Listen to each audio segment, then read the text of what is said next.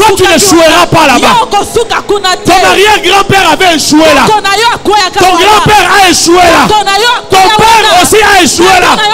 Mais je t'annonce quelque chose qui arrive. Toi, tu ne seras pas là. Toi, tu seras vainqueur. Malheur à eux. Malheur à eux. S'ils avaient dit ils n'auront pas d'enfants au prix de mon sang, au prix de ma vie, oui, ils perdront leur vie à cause des naissances que toi tu vas célébrer.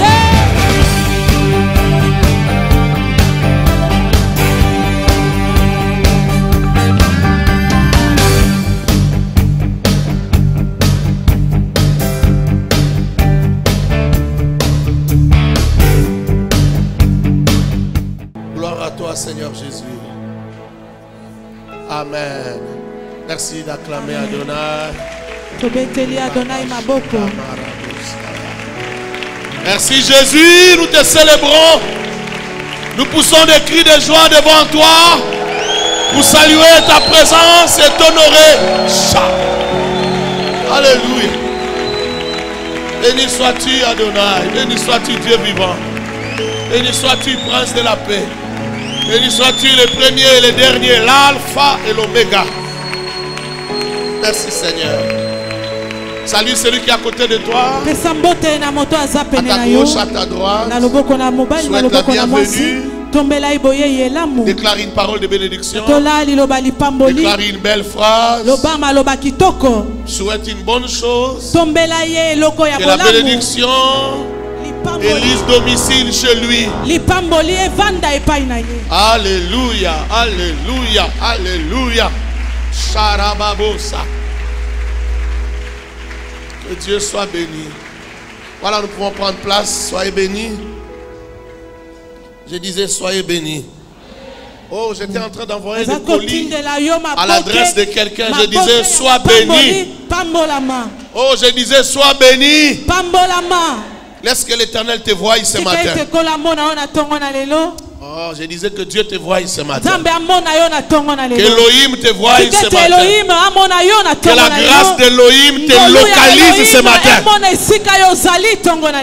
Ton amen ne me convainc pas. Vous savez, avec les pentecôtistes,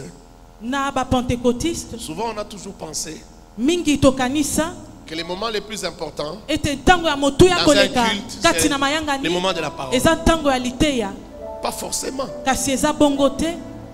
La parole, c'est bien, c'est pour nous instruire. On pouvait séparer les cultes en deux services. Le service de l'adoration et le service de la parole. Parce que les cultes véritables, c'est les services de l'adoration. Est-ce que je parle à quelqu'un? Oh, je n'entends pas. Est-ce que je parle à quelqu'un? C'est ça le culte, frère. Le moment de l'enseignement, c'est un moment d'instruction, mais pas forcément un moment de culte. Est-ce que je parle à quelqu'un? Et dans un culte où nous avons toutes ces étapes-là, Dieu peut bénir à tout moment. Dieu peut descendre dans la vie de quelqu'un à tout moment. Il peut descendre au moment de la parole, comme il peut descendre au moment de l'adoration. Il peut descendre au moment où tu dis simplement à ton frère, sois béni. Est-ce que je parle à quelqu'un? J'étais en train de dire que Dieu te bénisse. J'étais en train de dire que Dieu descende dans ta vie. J'étais en train de dire que l'Éternel descende avec ses deux pieds dans ta vie. Et que ta vie ne reste pas la même. Que ton histoire ne reste pas la même. Que Dieu te bénisse. On nous a parlé toute la semaine de la gloire du second temple. Je ne saurais pas revenir sur tout ce qu'on a dit. Les merveilleux messagers sont passés, ils ont parlé de bonnes choses, de tellement de choses. On nous a parlé du livre d'Agé. Et on nous a parlé de beaucoup d'autres choses. De beaucoup de passages bibliques et de versets. Des images qui parlent de la gloire de la seconde maison.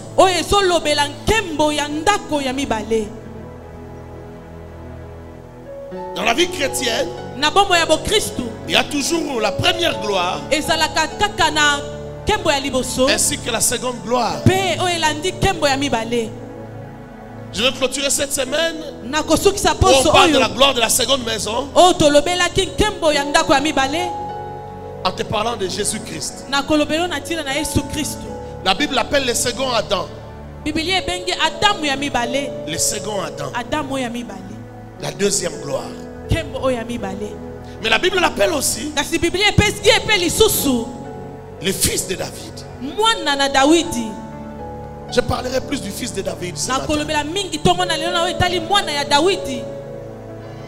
Le fils de David.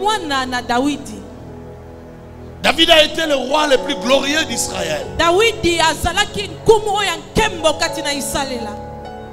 En termes de force, en termes de puissance, on entendait parler de lui jusqu'aux extrémités de la terre. Un guerrier pas comme il y en a deux. Un homme qui pouvait lui-même témoigner de sa marche avec Dieu. Il dit, lorsque je rencontre une troupe en armes, je me jetais sur eux et je les exterminais jusqu'à ce qu'il ne reste plus une seule personne. Un homme qui avait le courage de se jeter sur une troupe en armes. Un homme qui a ramassé des hommes de rien. La Bible les appelle des vauriens. Il a ramassé des hommes de rien et il en a fait des grands guerriers jusqu'à ce qu'on parle des vaillants de David.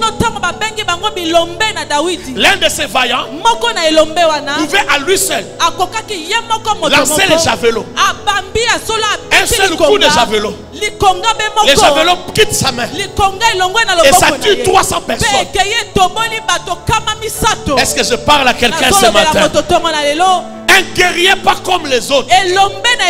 Il n'y a que de son temps qu'il y a eu des généraux et des lieutenants de cette acabit-là. Des hommes puissants, des hommes forts. Ils pouvaient les prendre, les trier à trois. Non, 2-3 personnes. Il dit seulement 3. Il dit allez dans le camp de Philistins. Puisez-moi de l'eau qui est dans la citerne. La citerne se trouve au milieu du camp. 3 personnes, pas une armée. Les 3 personnes vont. Ils font un carnage là-bas. Ils font un carnage, ils versent le sang. Ils arrivent à prendre l'eau et amener l'eau à David. David, tu mérites de prendre cette eau. Tu as fait de nous des vaillants. Et David qui regarde et qui dit, je ne peux pas boire de cette eau parce que ça c'est votre sang. Il verse ça par terre. Et pourquoi tu les as envoyés chercher de l'eau? Juste pour les tester, pour voir s'ils étaient vraiment vaillants comme ils le voulaient. Un leader incontestable, un formateur incontestable,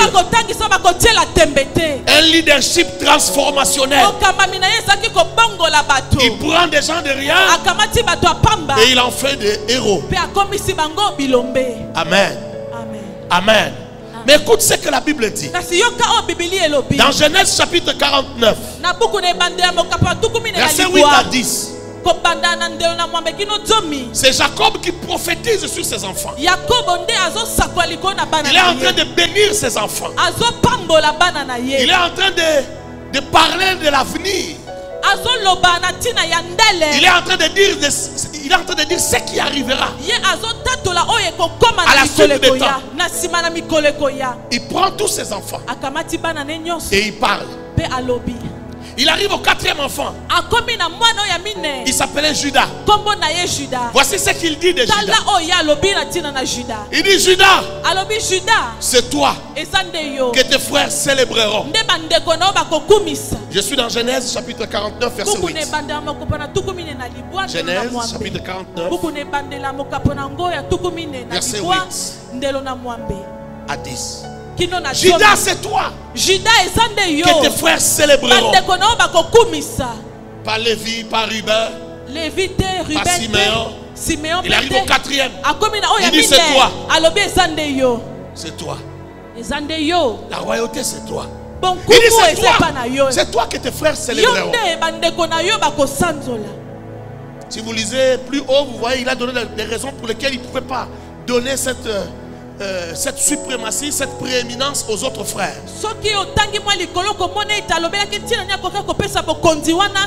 Et il dit c'est toi Judas que tes frères célébreront. Ta main sera sur la nuque de tes ennemis. Les fils de ton père se prosterneront devant toi. Judas est un jeune lion. Tu rencontres du carnage. Tu remontes du carnage.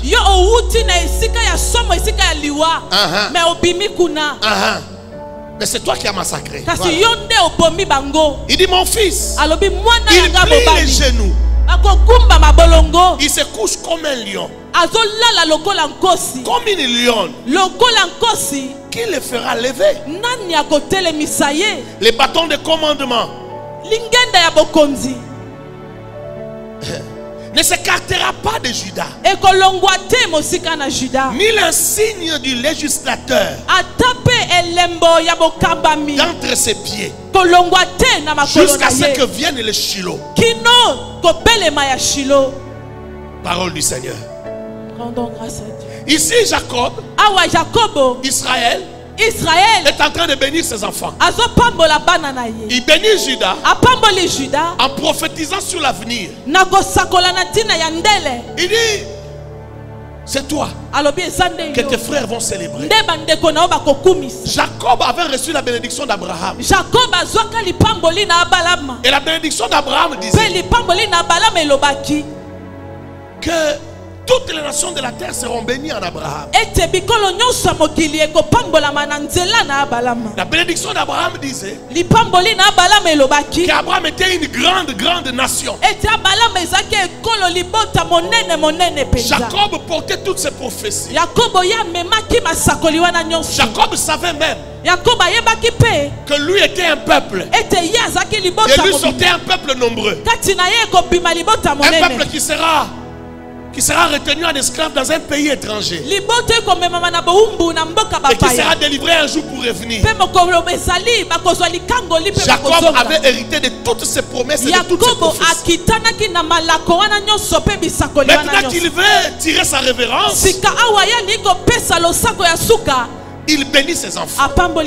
Il dit à Judas, il dit c'est toi que tes frères vont célébrer.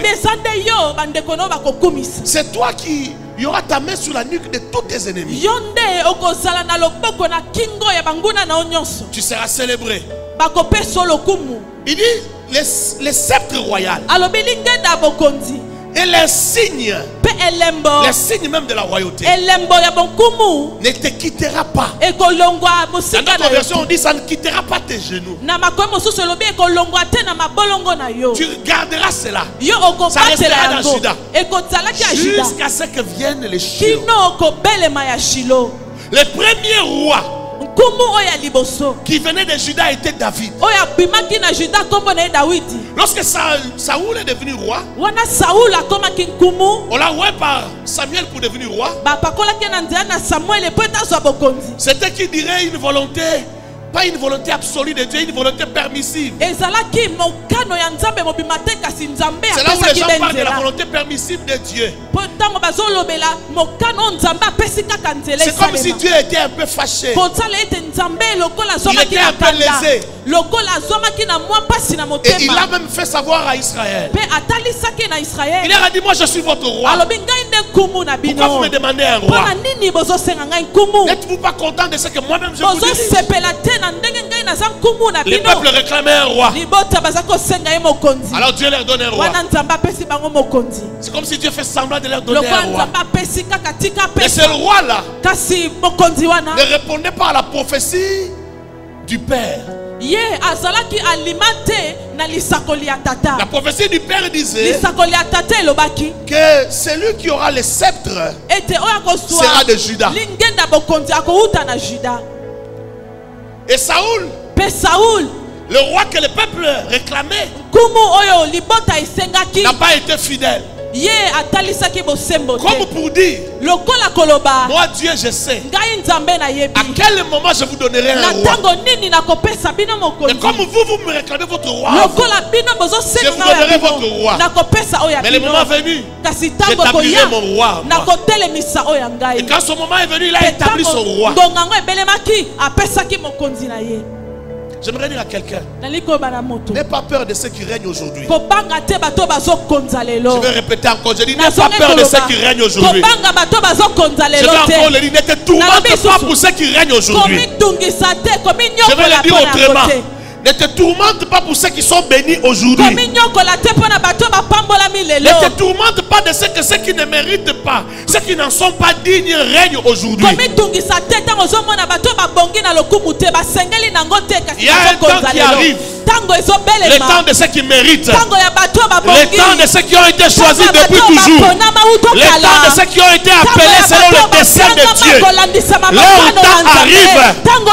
Oh, je dis à quelqu'un, leur temps arrivera.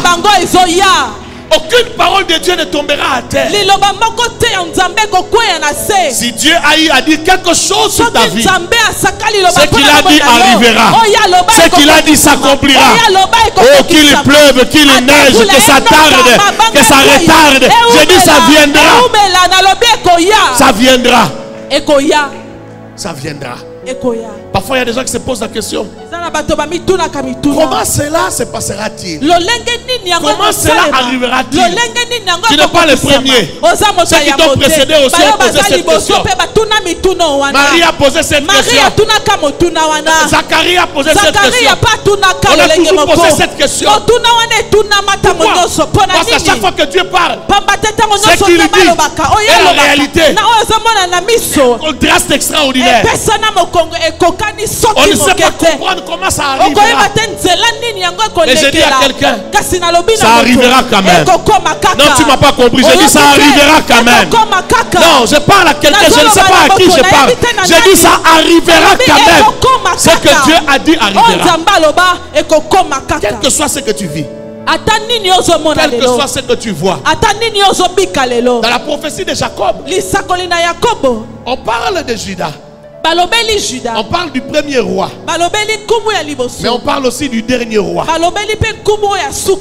On dit le sceptre sera dans Juda, mais on dit jusqu'à ce que le Shiloh viendra. Le Shiloh sera le dernier roi, un roi qui régnera pour toujours. Lorsque lui arrivera, il sera de Juda. Il prendra l'insigne de la royauté et il régnera avec jusqu'à la fin. On parle de la gloire de la première maison, mais on parle aussi de la gloire de la seconde maison. Laisse-moi rapidement te faire un parallélisme entre les deux règnes, entre les deux rois. David était un roi, mais le fils de David, était plus qu'un roi. Jésus-Christ de Nazareth n'était pas seulement roi, fils de David. Le jour que Bartimée a entendu dire que Jésus passait, il a crié, fils de David, aie pitié de moi. Et Jésus s'arrêta. Il s'arrêta à cause de la teneur de la révélation. Le poids de la révélation le fit arrêter. Parce que ce n'est pas tout le monde qui savait que c'était le fils de David. Fils de David ne voulait pas dire seulement qu'il est de la famille royale. Non. Ça voulait dire que le Messie promis, c'est lui. C'est lui qui ouvre les yeux des aveugles. C'est lui qui ouvre les oreilles des sourds. C'est lui qui fait parler les muets. Voilà pourquoi Bartimée a dit, fils de David, aie pitié de moi. Tu n'es pas un roi comme David. Tu es un roi différent. David ne pouvait pas rendre la vue à un aveugle. Mais toi, fils de David, tu peux rendre la vue à un aveugle. Alors, fils de David, aie pitié.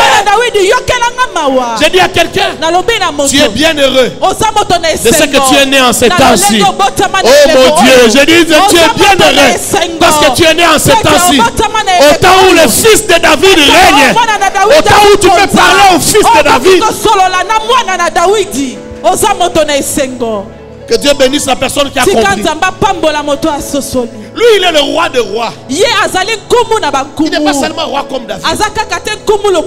David était le roi d'un royaume, des sujets normaux, des paysans, des bergers, des sujets normaux.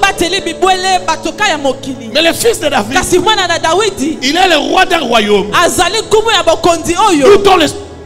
dont tous les sujets sont des rois. Voilà pourquoi on l'appelle le roi des rois. Le roi des rois ne veut pas dire qu'il est roi au-dessus de tous les rois, le roi d'Espagne, le roi de Maroc. Non. On parle de sa royauté, son royaume. Lui, il est un roi différent. Il est un roi qui dirige un royaume. Donc tous les sujets sont des rois. C'est ça l'avantage d'être fils ou sujet du royaume de Jésus-Christ de Nazareth. La gloire de cette maison n'est pas comme la gloire de cette maison-là.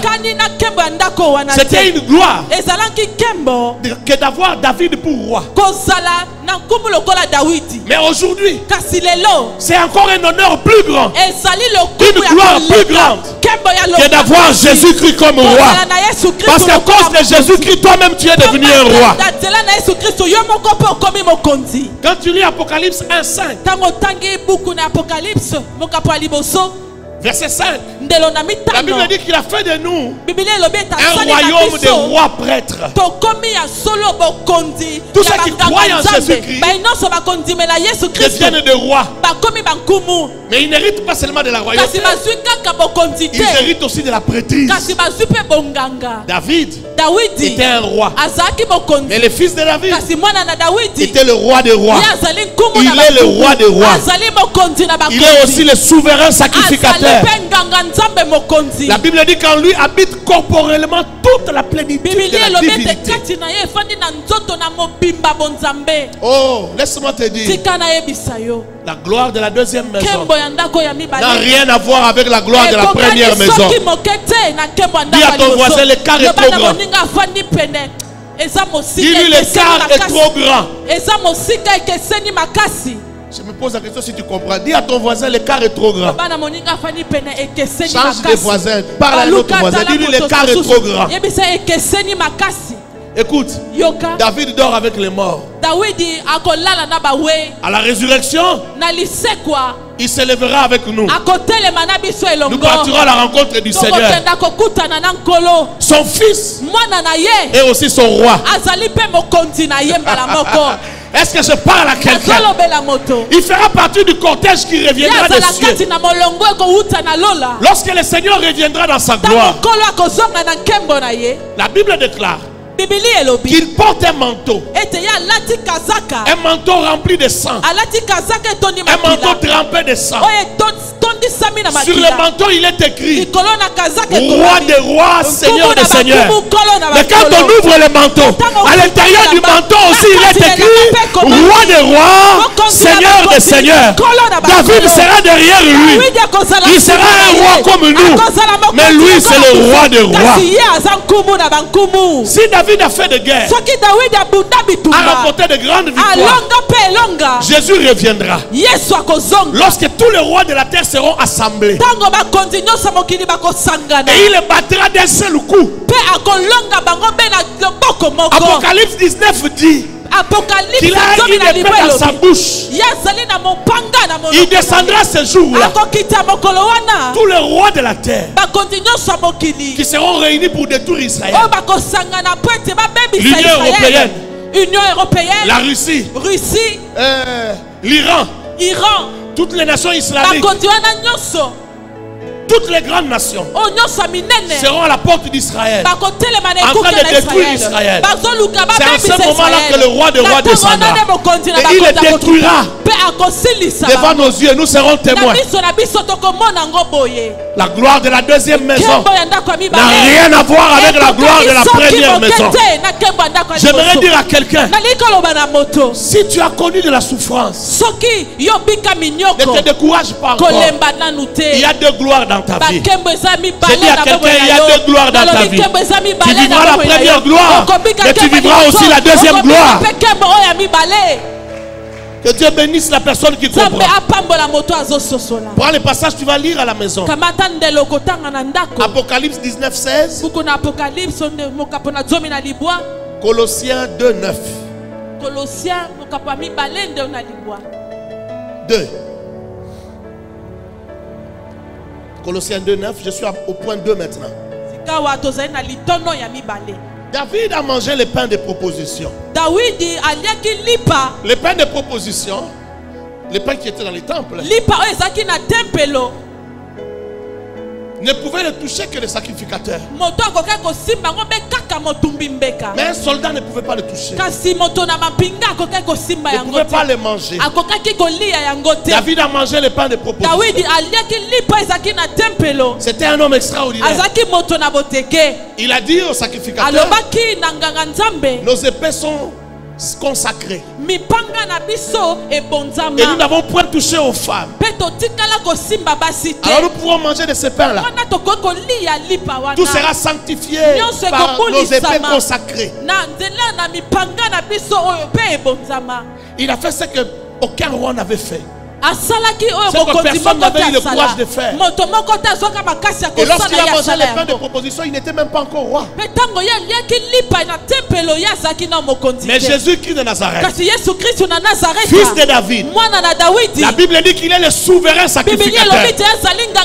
Il n'est pas seulement celui qui a le droit de toucher le pain, ni de manger le pain, mais il est le seul qui a le droit de pénétrer les lieux très saints. Et ici, le lieu très saint, ce n'est pas dans le temple de Salomon, ce n'est pas dans le tabernacle de Salomon, mais c'est dans la voûte céleste. J'ai dit c'est dans la voûte céleste. Il est le seul qui nous a précédés là-bas et il est le seul qui descendra de là. Alléluia. Tu pourras lire dans 1 Samuel chapitre 21 du verset 1 au verset 7. 3. David a régné 40 ans. Il a régné 40 ans sur Israël. 7 ans à Hébron et 33 ans à Jérusalem. Il a fait 40 ans de règne. Et son règne s'est arrêté. Mais le fils de David, il règne éternellement. Son règne n'a pas de fin. Son règne n'a pas de limite. Depuis qu'il a commencé à régner, il régnera encore. Il régnera encore. Pendant 1000 ans, il régnera. Pendant 10 000 ans, il régnera. Pendant 30 000 ans, il régnera. D'éternité en éternité, il régnera. C'est ce que j'aime avec le fils de David. C'est que nous les païens, nous qui sommes venus des nations païennes, nous aurons le droit de régner avec lui. Il dit, là où je serai, vous serez avec moi. J'aime Dieu. J'aime Dieu. Nous descendons des idolâtres. Nous descendons des nations qui ont adoré des dieux païens. Nous ne devrions pas mériter de la place dans la royauté. La royauté de David ne nous a pas donné la place. Mais la royauté de Jésus nous donne la place. Nous régnerons sur la terre. Nous régnerons dans les cieux. Et nous régnerons aussi sur la terre. Que Dieu soit loué. Oh, je disais que Dieu soit loué. Dis à ton voisin, ne rate pas ce règne-là. Oh, regarde ton voisin, il ne rate pas ce règne. Regarde notre voisin. Celui-là ne répond pas bien.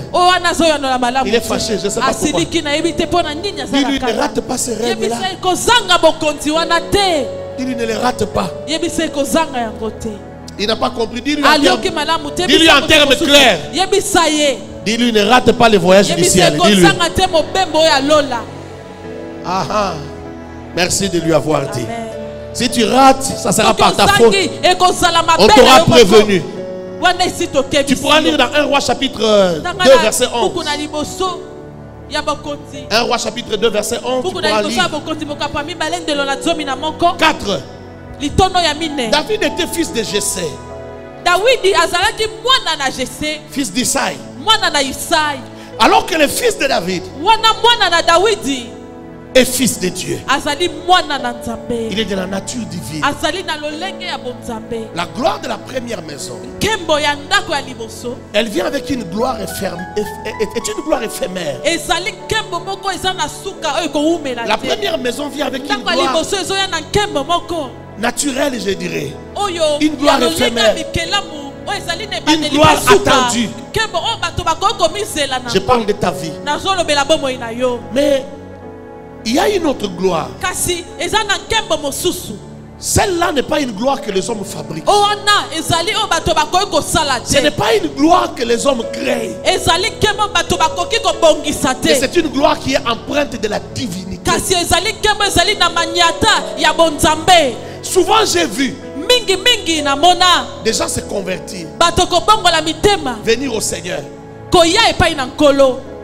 et le Seigneur leur ravire toutes les richesses qu'ils avaient acquises dans le monde. Pourquoi? Parce qu'il veut qu'il y ait distinction entre sa gloire à lui et la gloire qu'on s'est fabriquée dans le monde. J'ai vu aussi des gens qui réussissaient bien dans les affaires ou dans leur travail. Mais quand Dieu les appelle à une autre dimension de ministère, il leur dit d'abandonner leur travail. Oui, il leur dit de garder leur travail. Mais quand ils commencent ce ministère-là, il les dépouille de toute la richesse passée. Les véhicules font des accidents. Les habits se déchirent. Même les rideaux de la maison se déchirent. J'ai vu ça. Parce que Dieu prépare une autre richesse. Il veut qu'il n'y ait pas de confusion entre ce que tu as gagné avec ta sueur, par ta sueur, ce que tu as gagné, et ce que lui veut te donner. J'ai dit à quelqu'un, il y a une deuxième gloire. Je ne sais pas si j'ai parlé à la personne concernée. J'ai dit, il y a une deuxième gloire. Que Dieu soit loué. La deuxième gloire, elle dépend de ta seconde nature. L'autre nature que tu as acquis en Christ, la nature divine. 5. David a réuni les matériaux pour construire le temple.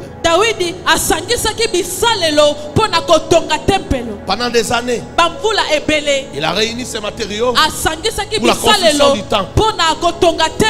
Mais il n'a pas construit parce que Dieu lui a dit, tu as beaucoup de sang dans les mains.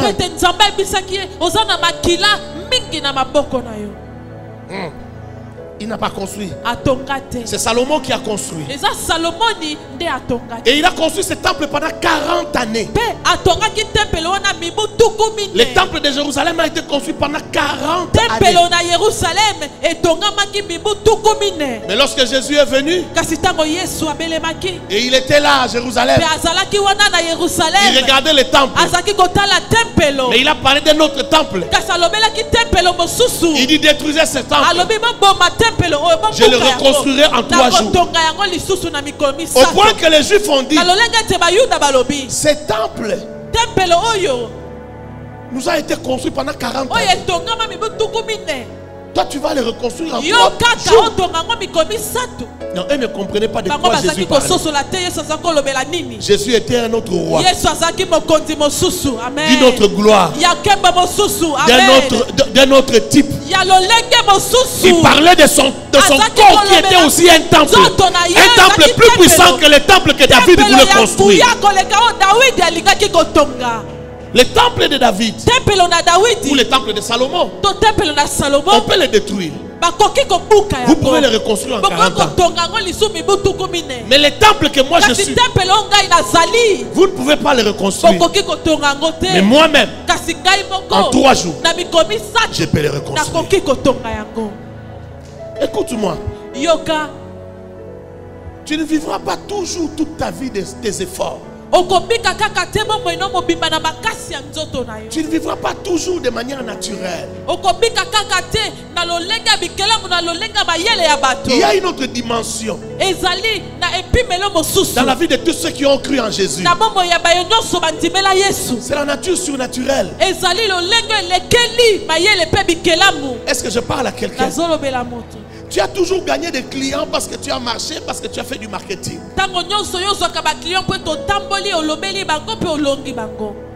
Les gens sont toujours venus à l'église parce que des gens ont prié.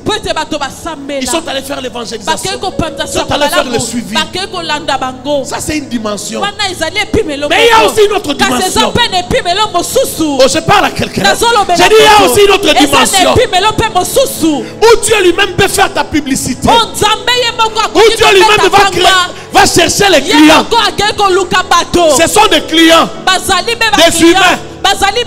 Mais ils viennent te proposer de marcher parce que quelqu'un leur a parlé dans leur songe, parce que quelqu'un les a réveillés dans leur sommeil. Je dis à quelqu'un, tout ne restera pas toujours naturel. Il y a un autre temps dans la vie. Quand Dieu veut te bénir lui-même,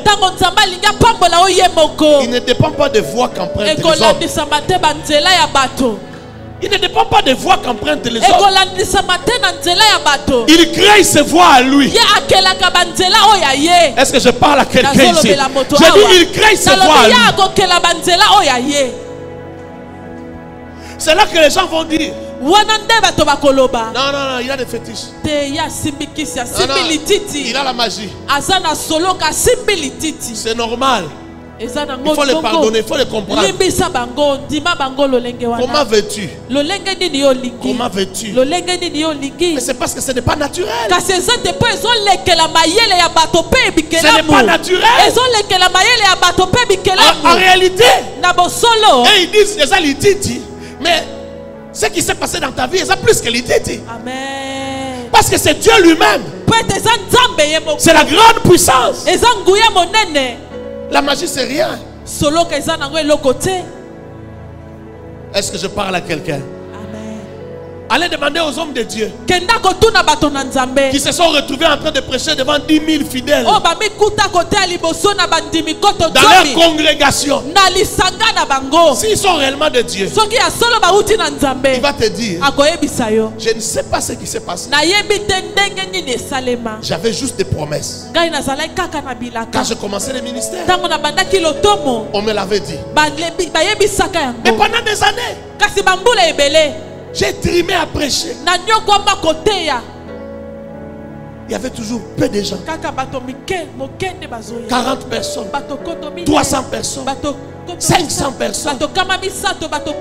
Mais un jour, Un jour, Dieu m'a dit, je suis sur le point de faire quelque chose. Je ne savais pas c'est quoi, c'est comment. Et puis j'ai vu des gens arriver. Ce jour-là, on a manqué de chaises. Les dimanches qui a suivi, on a encore manqué de chaises. On a acheté des chaises.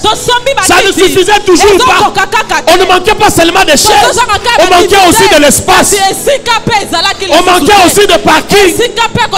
J'ai dit à quelqu'un, il y a un temps pour tes efforts, mais il y a aussi un temps pour la main de Dieu. Est-ce que je parle à quelqu'un? J'ai dit il y a un temps pour tes efforts, mais il y a aussi un temps pour la main de Dieu. Est-ce que tu peux lever ta main? Est-ce que tu peux lever ta main? Oui, j'ai dit la main de Dieu. La main de Dieu. Il y a un temps où Dieu va lever la main, comme tu as levé là, et il va agir. Il va faire quelque chose qui va étonner le monde. Quelque chose que les gens ne connaissent pas, n'attendent pas. Merci de baisser ta main. Gloire à Jésus. Que Dieu bénisse la personne qui a compris. Il y a un temps pour toutes choses. Tu sais, quand Dieu marche avec un homme, quand Dieu marche avec une femme, il ne le sera pas tous les jours. Il ne va pas laisser que tous les jours se ressemblent. Il ne va pas laisser que tous les jours on te voit et toi. Il a préparé un jour où on ne te verra pas, mais on verra celui qui est derrière toi. Est-ce que je parle à quelqu'un? Il y a un jour qui arrive où on ne te verra pas, mais on va voir celui qui est derrière toi. 6. David est devenu roi à 30 ans. Et Jésus s'est manifesté à 30 ans aussi.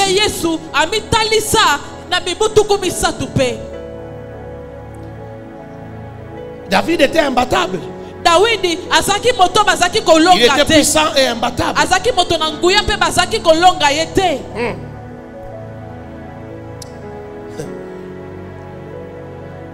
Alors que le fils de Dieu,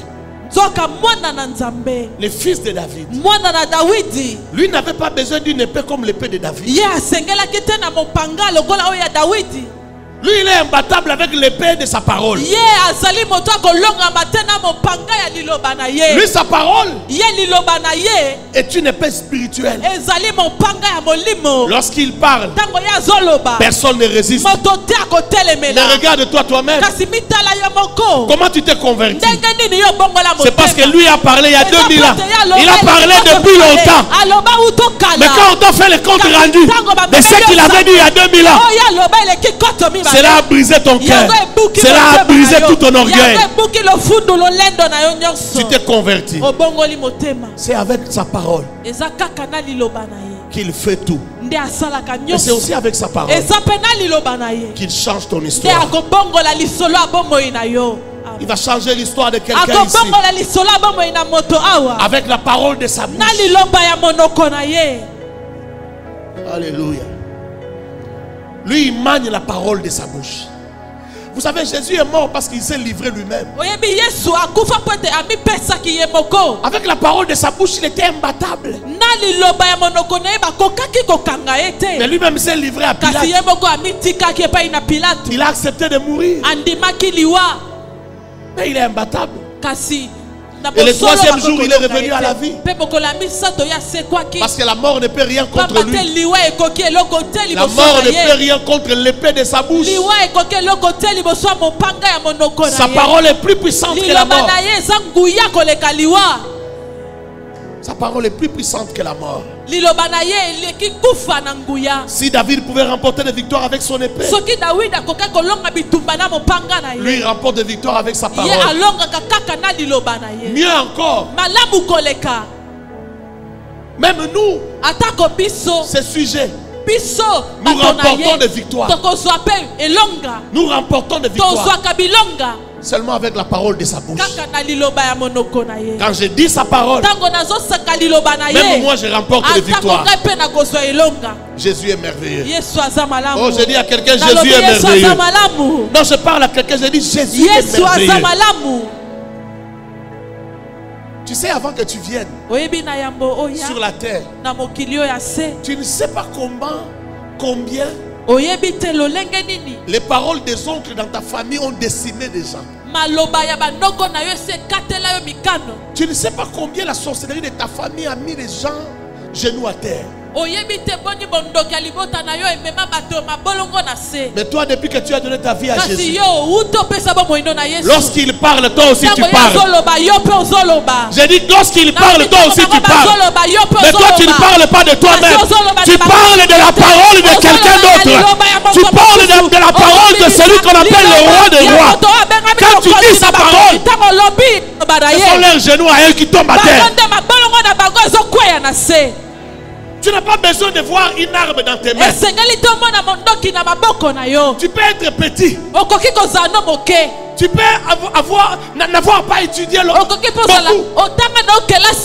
Comme l'oncle sorcier là. Tu peux ne pas avoir les biens qu'il a. Mais quand toi tu parles, il y a des dégâts dans leur camp. Leurs genoux descendent à terre. Ils sont ébranlés. Ils se posent la question, dans quelle loge ce petit-là est entré? Il y a une petite fille qui est venue me dire, il m'a dit, pasteur, mon père me chasse de la maison parce qu'il nous a interdit de prier Jésus. Mais moi aussi je ne saurais pas laisser. À chaque fois que nous prions, même lorsque nous ne parlons pas à haute voix, avec ma soeur dans la chambre, mon père sort de sa chambre, il vient cogner dans notre porte. Il vient cogner à notre porte. Arrêtez vos histoires là de Jésus. Arrêtez ça. Amen. Jésus-Christ de Nazareth. J'ai dit Jésus-Christ de Nazareth. J'ai dit à quelqu'un Jésus-Christ de Nazareth. Amen. Parfois, nous ne réalisons pas combien c'est merveilleux d'avoir Jésus. Combien c'est puissant. Parfois nos yeux ici ne voient pas les dégâts qui se produisent lorsque nous citons le nom de Jésus. Oh, dis à ton voisin, il n'y a pas de comparaison. Dis-lui ça, il n'y a pas de comparaison. Bien aimé, il faut qu'aujourd'hui tu comprennes que la gloire de la seconde maison n'a rien à voir avec la gloire de la première maison. David était glorieux, mais Jésus est plus que glorieux. Jésus est plus que glorieux. Les paroles de Jésus continuent à faire des dégâts aujourd'hui.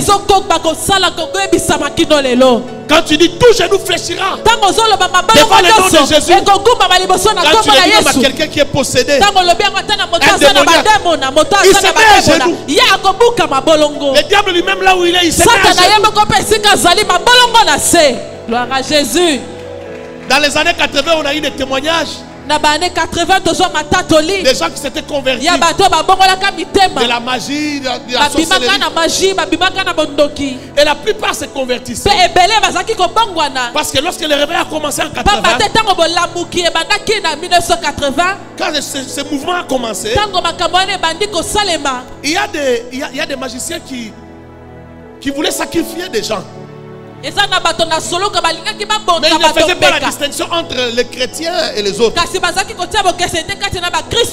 Et à chaque fois qu'ils voulaient sacrifier les chrétiens, ils étaient butés à un problème.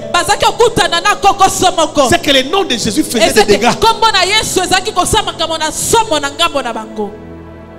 Alors parfois les gens se posaient la question. Je me rappelle de l'un d'eux, il s'appelle Lisungi. Aimé Lisungi. Il dit, il a rapporté ce qui s'était passé. Quand on disait au nom de Jésus, il se faisait des dégâts. Alors il est allé faire un rapport devant celui qu'il croyait Lucifer.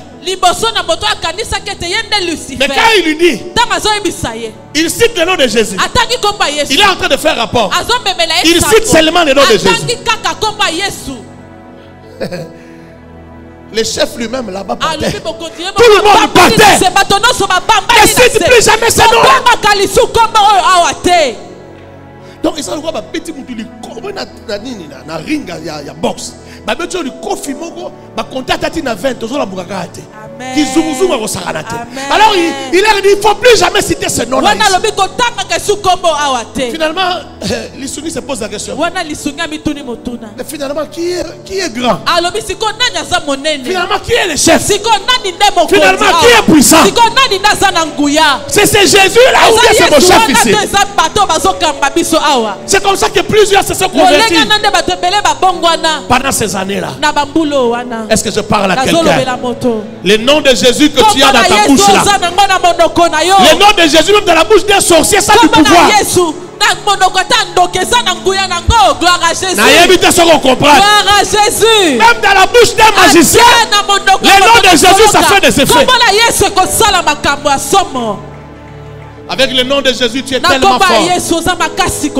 Tu sais, le nom de Jésus dans ta vie n'est pas seulement un nom que tu prononces, mais c'est un nom qui est collé à ton identité. C'est extraordinaire. Amen. C'est extraordinaire. Amen. 7. Il a été refusé à David de bâtir le temple parce qu'il avait beaucoup de sang dans les mains. Mais Jésus, fils de David, lui a versé son sang pour le salut du peuple.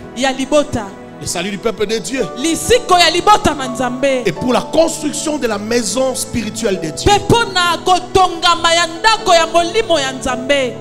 Alain, on a dit, tu as versé trop de sang. Tu ne peux pas construire la maison. Mais lorsque la deuxième gloire arrive, celui-ci, il gagne un peuple. Et il construit une maison spirituelle parce qu'il a versé le sang. Écoute-moi. C'est que dans ta famille on n'a jamais fait. Parce que ce n'était pas possible. Il n'avait pas la permission de le faire. Ne veut pas dire que pour toi aussi il n'y aura pas de permission. Toi avec Jésus, ce qu'ils n'ont pas pu faire, toi tu le feras. Oh, je parle à quelqu'un, je dis, ce qu'ils n'ont pas pu faire, je dis, toi tu le feras. Jésus a fait son propre sang. Ce n'est pas le sang des autres. Ce n'est pas le sang des ennemis. Ce n'est pas le sacrifice de quiconque. Son propre sang. Il bâtit une maison éternelle. Une maison éternelle. Toi, tu feras ce que ton grand-père n'a pas pu faire. Je parle à quelqu'un qui est ici. Là où ils ont pu avoir ton père, non, toi tu les écraseras. J'ai dit, toi tu les écraseras. Là où ton père a échoué là, toi tu n'échoueras pas là-bas. Ton arrière-grand-père avait échoué là. Ton grand-père a échoué là. Ton père aussi a échoué là. Mais je t'annonce quelque chose qui arrive. Toi tu ne seras pas là. Toi tu seras vainqueur. Tu seras le tombeur de ceux qui ont fait tomber ton père. Tu seras le tombeur de ceux qui ont fait tomber tes grands-parents.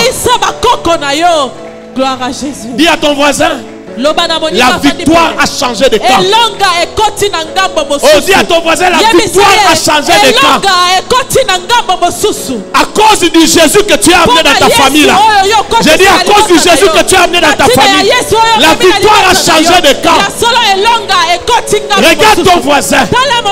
Dis-lui, même la fête a changé de camp. Dis lui-même, la fête a changé de camp. Ah, tu ne me convaincs pas, tu ne me convaincs pas. Lève-toi. Va dire à quelqu'un, la fête va changer de camp. Vas-y. Dis la fête va changer de camp.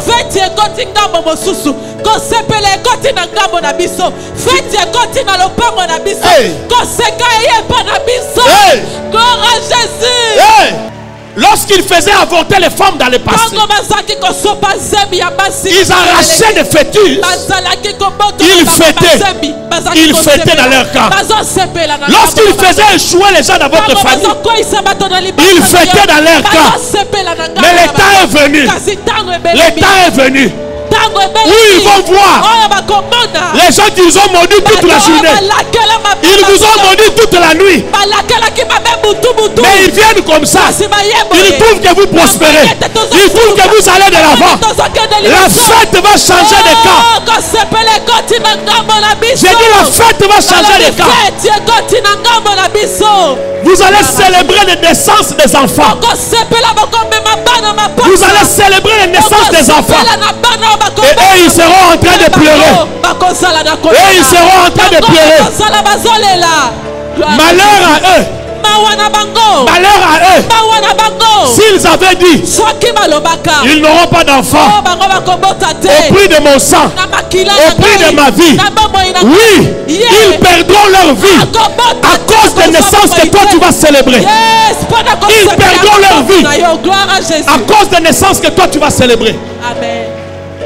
Écoute-moi, en tant qu'enfant de Dieu, tu dois être conscient et chaque jour réaliser les privilèges que tu as. Et tu dois célébrer ces privilèges-là. Être enfant de Dieu n'est pas une petite chose. Parfois je me pose la question, si je ne connaissais pas Jésus, qu'est-ce que je serais?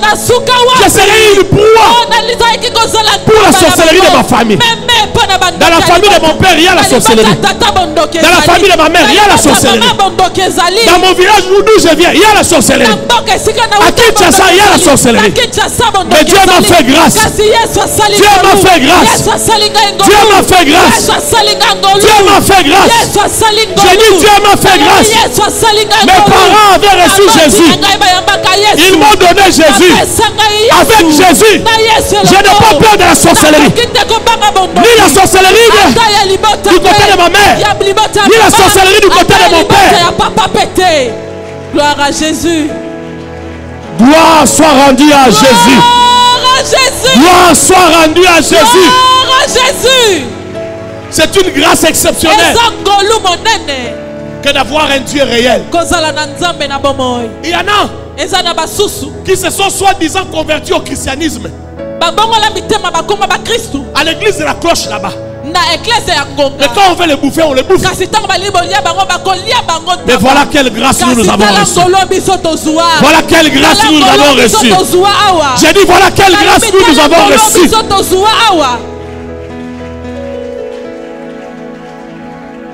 Je ne sais pas si tu réalises. Tu pouvais aussi être comme les autres. Regarde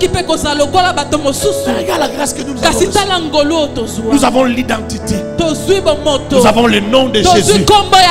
Même quand ça vient la nuit, tu te réveilles en sursaut. En sursaut. Au nom de Jésus. Au nom de Jésus. Quand tu dis au nom de Jésus, tu ne vois rien. Tu te sens en paix. Tu dors encore. Mais de l'autre côté, quand tu as dit au nom de Jésus, oh, il y a des massacres là-bas. Il y a des il y a des choses qui se passent là-bas. Qu'est-ce que je peux te donner, Jésus? Qu'est-ce que je peux te donner pour ce que tu as fait dans ma vie?